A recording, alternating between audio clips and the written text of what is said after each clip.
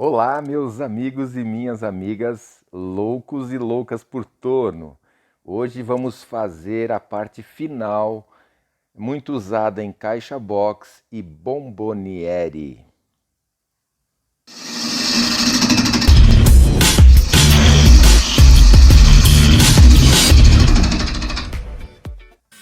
Ultimamente tenho acompanhado uma grande artesã da tornearia mundial chamada Cindy Drozda.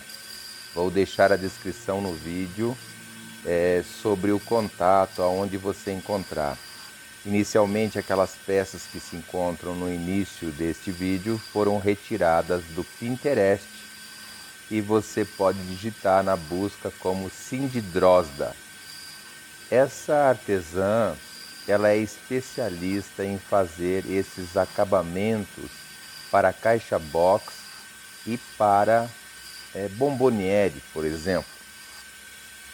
E essas hastes, vamos dizer assim em português, elas dão um acabamento muito fino em qualquer caixinha, em qualquer bomboniere que você faça.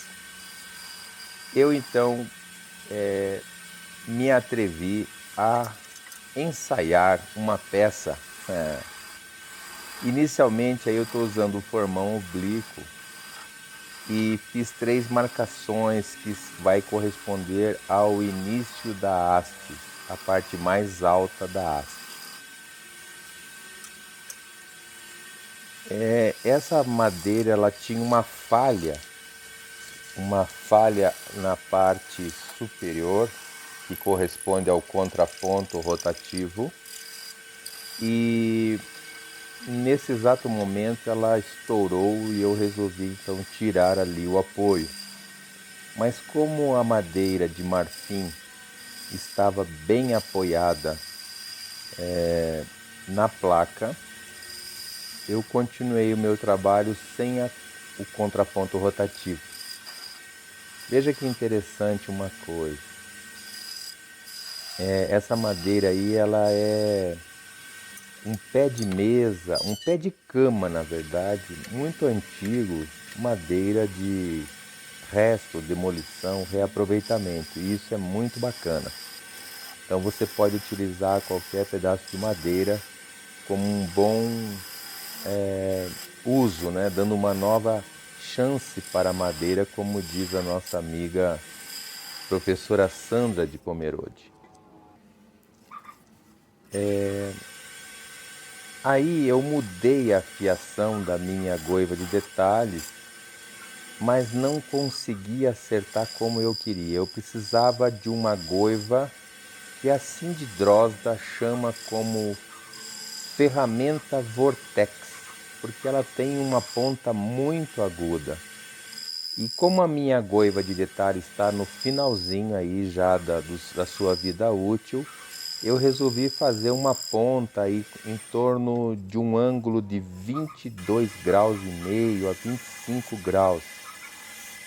Só que eu não consegui, eu estava com um pouco de pressa e a pressa é inimiga da perfeição. E eu não consegui fazer a fiação como eu queria. Então, do jeito que eu fiz aí, eu fui tentando. Ó. Essa aí já é a goiva de perfilar ou de detalhe já modificado o ângulo. Então com ela eu consigo entrar um pouco mais nas pequenas fissuras ou nas pequenas dobras que a gente faz aí, vamos dizer, os vincos pequenos devido à sua aguda ponta. Mas como eu não consegui a afiação ideal, agora eu já inicio com a minha ferramenta da Thompson, uma goiva de escavar menor, pequena, e com ela eu estou conseguindo o melhor objetivo aí. Ó. A grande dificuldade em fazer essas hastes finas é a grande facilidade de você quebrar no decorrer da usinagem. Mas com muita cautela, com muito cuidado, você vai levando isso sempre da extremidade para a base. Por quê? Porque aí eu tenho menor vibração. A minha preocupação é sempre deixar bem acabada a parte distal, a mais distante da base da placa com mordentes, para que eu consiga a estabilidade da peça. Devido à falta da afiação ideal da minha goiva, terei que fazer na lixa o acabamento mais detalhado. Ficaram uns vincos bem relativamente profundos em proporção à peça que é fina. Então, com uma lixa flex da DS Correia, eu coloco nesses pequenos vincos aí, ó, e consigo lixar internamente. Os riscos deixados pela falta de afiação adequada da minha, entre aspas, vortex, nada comparado com aquilo que a Cindy Drozda faz em seus vídeos, que deixarei na descrição deste. Aí está a minha improvisada vortex. Me perdoem vocês, porque tá muito horrível essa ferramenta aí. Mas mesmo assim consegui tirar alguns detalhes e ir diminuindo a haste, de modo que com uma lixa a partir do grano 220 e depois 320 e 400, consegui dar um acabamento relativamente bom. Esse macete eu aprendi com a Cindy Drozda, onde eu coloco o dedo apoiando, por isso eu desloco para a esquerda, no vídeo, à esquerda o porta-ferramentas e na minha visão para a direita. E aí eu consigo colocar o dedo indicador da mão esquerda atrás da haste para poder passar então a goiva com muito mais precisão e apoio para que a peça não se desloque. É muito comum na tornearia que você vai passando a mão na peça para sentir como que está ficando o acabamento. Aí eu faço um ensaio com o lápis para fazer um projeto do que eu desejo executar. Lá no início desse vídeo existem alguns projetos que eu encontrei no Pinterest, que é esse aplicativo, onde Cindy Drozda faz como se fosse uma planta, um desenho arquitetônico dessas finais aí de caixas ou de bombonieres. À medida que eu vou descendo para a direita do vídeo ou para a base da minha parte final aí, a gente chama de final isso aí, eles chamam de final de box, mas a gente deve chamar talvez de haste decorativa, eu não sei como chamar em português, mas enfim, vocês vão ver que isso aí é utilizado na parte superior das lindas caixas ou box ou bombonieres. Eu gostei muito de usar o formão oblíquo porque ele permite, no sentido principalmente em direção à placa, muita segurança e consegue tirar finas camadas para que eu possa ir desenhando aí. Você vai perceber que o intuito é formar uma gota invertida no vídeo, mas quando em pé é uma gota como se tivesse a partir daqueles 3 anéis lá da ponta fosse escorrer uma gota no sentido da base. Esse é o design procurado fazer aí, ó. E com o formão oblíquo eu obtive bastante sucesso. Confesso que fiquei muito satisfeito. Aí com o formão cortador ou divisor ou separador eu vou rebaixando usando a sua característica de raspador para atingir o ponto. Com o formão oblíquo eu consigo tirar mais detalhes estreitos e posso entrar em espaços mais reduzidos. Novamente com a minha Vortex Tupiniquim. Desculpe aí, gente, mas eu ainda vou acertar a afiação dela aí. Eu vou tirando uma fina camada ali. E a Cindy Drosa faz isso em seus vídeos com muita perfeição. E a gente sempre tem que nos espelhar nos melhores para que a gente vá adquirindo experiência e com o treinamento conseguimos obter os resultados esperados.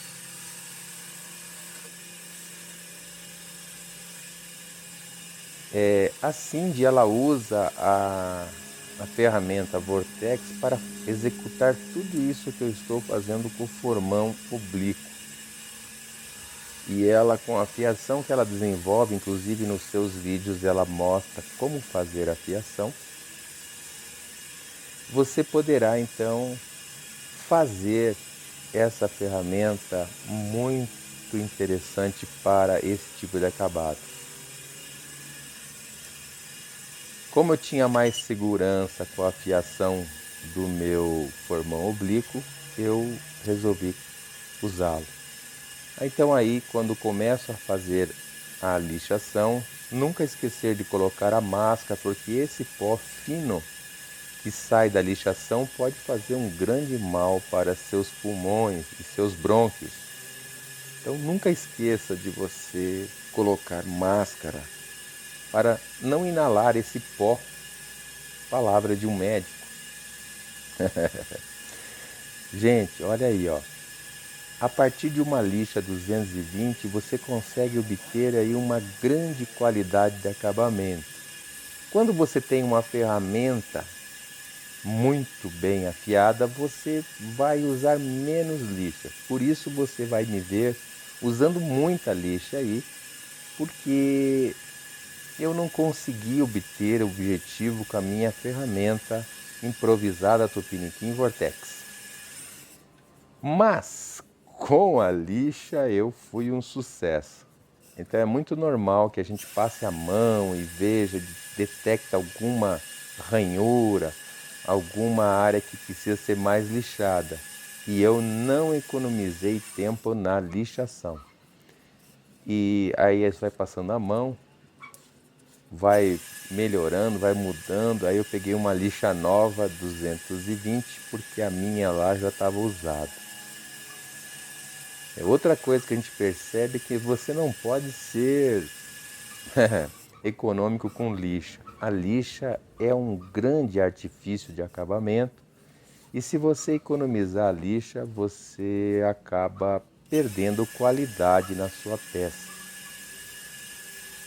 Aí agora, se eu não me engano, eu peguei a lixa dos 320. Olha que interessante isso, está tão tranquilo que você pode pôr o dedo polegar na parte de cima da haste e impulsionar a lixa na parte de baixo. Veja que o acabamento ficou muito bom aí e eu fui até a lixa 320. Depois eu vou retornar com a 400 e também com a esponja de aço. Agora vamos fazer a parte do pezinho. Eu poderia ter afinado mais, de acordo com o projeto da Cindy Drozda, essa base do que seria uma gota ali, ela pode ser mais estreita. Mas na hora que eu estava fazendo, exatamente nesse momento, eu achei que estava legal dessa forma a inclinação e acabei deixando essa base um pouquinho maior ali na parte inferior da gota. Às vezes você tem um projeto no papel ou mesmo na sua cabeça, mas quando você está fazendo a peça, visualizando o modelo, você fica contente com o que você está vendo. Aí novamente inicio com a lixa 220 e repare que sai bastante material. Com certeza estou com a máscara desde aquele momento, não acabei nem tirando da última lixação. E estou protegido aí na minha respiração porque de fato sai bastante. Poderia estar usando um aspirador de pó, claro, seria muito legal, mas como eu não adaptei, acabei ficando então com o, o pó a Deus dará. Eu sempre preciso aí das minhas duas mãos, porque uma segura a ponta da lixa e com a outra mão eu direciono a lixa. Então, de modo que um pequeno pedaço de lixa não me permite fazer enrolar a lixa na madeira, que é muito importante. Aí alguém deve estar pensando, pronto, vai estragar a peça agora com o formão oblíquo. Que nada, meu amigão. Se eu tivesse a ferramenta Vortex acertadinha, eu entraria com ela aí nesse cantinho, mas como eu não tenho, entrei com o formão oblíquo e obtive o sucesso e o plano desejado. Achei que ficou muito legal o acabamento aí. E novamente com a lixa vamos fazer aquele cantinho ali. Olha só. Com a mão esquerda eu seguro no canto da lixa e com a mão direita eu direciono com o dedo indicador aonde eu desejo lixar. Isso me permite uma grande segurança porque estou trabalhando muito próximo à placa com os mordentes. Por isso a importância de você ter uma placa adequada, uma placa especial para madeira, porque como estaria fazendo isso com uma placa de torno mecânico, cheio de lugares para que você seja abocanhado às suas mãos. Então, olha ali, detectei que ali tem um detalhe que ficou arranhado e agora vou fazer um início de um rebaixo aí com a ferramenta de corte ou separador. Mas eu detectei ali que tem um lugar que tem uma depressão e vai ficar uma marca muito. Então, com a precisão de um formão oblíquo, eu fui lá e tirei uma pequena camada e agora sim fiquei satisfeito. Novamente afasto o porta-ferramentas para não deixar ele me atrapalhando. Sempre afastar o porta-ferramentas quando você for fazer a lixação para que você trabalhe livre. Observe como a placa está próxima da minha mão, mas na minha visão daquele local ali do operador, eu consigo não tocar nos mordentes da placa. Isso é muito importante. Então novamente inicio ali com não, aí eu já estou com a lixa 320. Com o polegar eu apoio em cima da haste e com o dedo indicador eu vou com a lixa debaixo da haste. Aí ó, pegando só a pontinha como se fosse aprisionando a haste com muita segurança. Agora com essa especial esponja verde com aço, como se fosse a parte verde mesmo da esponja 3M ou a Scotch Brite. Você faz esse acabamento fino aí que equivale a um grano bem avançado. E como essa madeira marfim ela é de densidade média para alta densidade, é mais para média na verdade, ela consegue dar um excelente acabamento com essa esponja aí. Eu dobro ela no meio para que ela fique mais centralizada na área de foco da lixação. Vamos ao acabamento. Eu tenho aí uma seladora na proporção de 1:1 com nitro celulose, ou seja, thinner à base de nitrocelulose. Eu coloco então a seladora e na mesma proporção de 1 para 1 o thinner à base de nitrocelulose. E com o auxílio de um paninho limpo de algodão, eu molho a seladora e passo. Nesse caso, eu prefiro o paninho porque me permite deixar um acabamento mais liso do que um pincel deixaria. E nessa primeira passada eu estou movimentando a máquina com a mão esquerda. Então terminei de passar a primeira demão de seladora, esperei secar e agora com apenas a esponja verde eu vou lixar toda aquela parte da primeira arrepiada da seladora. Eu sempre falo nos meus vídeos que quem é da tornearia não pode ter preguiça, porque o acabamento ele exige paciência, perspicácia e muita boa vontade do torneiro. Se você quer fazer coisas rápidas, a tornearia não serve para você, porque você só vai atingir grandes resultados de acabamento se você investir tempo e acabamento em suas peças. Então, depois da lixada, novamente com o paninho molhado na seladora, eu posso abri-lo e usar. Deixo o torno numa baixa velocidade, ele está em torno de 100 giros, 100 RPMs. Lembrando que o vídeo está acelerado 3 vezes, então ele está super lento. E agora, para lixar, eu acelerei novamente em torno de umas 500 mais ou menos RPM. Está acelerado, a impressão que está muito corrido, mas está só umas 500 RPM. A maioria da parte usada de formão, a título de curiosidade, foi feita no máximo a 900 RPM, viu? Não uso grandes giros com as goivas e assim a minha peça tende a ficar no torno, porque ela é uma haste longa e é em torno de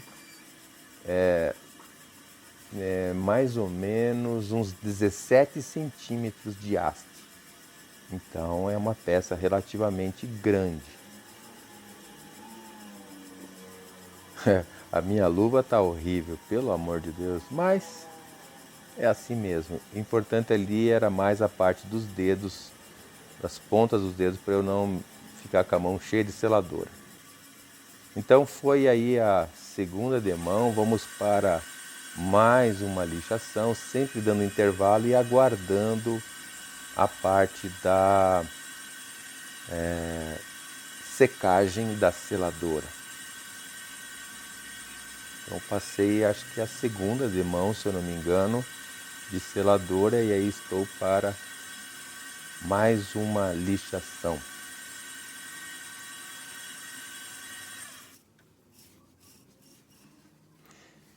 Feito isso, não, já terminei as 3 demãos, né? Não tinha percebido. E agora, depois de 3 demãos de seladora com lixa, agora vou passar a pedra de cera de carnaúba. Eu não quis passar goma laca ou algum outro produto pelo fato de eu não queria alterar as propriedades das cores do marfim. Porque essa final aí, essa haste de acabamento de uma bomboniere, ela dará um contraste muito legal com a embuia que estou fazendo. No vídeo dos 8 erros que você pode cometer, um deles é usar grandes retalhos de pano para fazer o lustrar. E aí você repara que eu peguei uma gola de uma blusa de lã, dobrei e dessa forma eu tenho muita segurança para fazer esse acabamento do lustrar. Repare que quando eu venho para a haste inclina devido à fricção. Olha aí, ó. Parte da cera vai ficando no retalho de lã. Olha aí a parte branca como ela muda de cor e aí ela vai levantando o brilho. Talvez você não tenha, através do seu vídeo, ver o brilho que está dando, mas de fato ficou muito bem acabada essa peça e com a fricção obtive um belo resultado. Sempre dá aquela conferida e ok.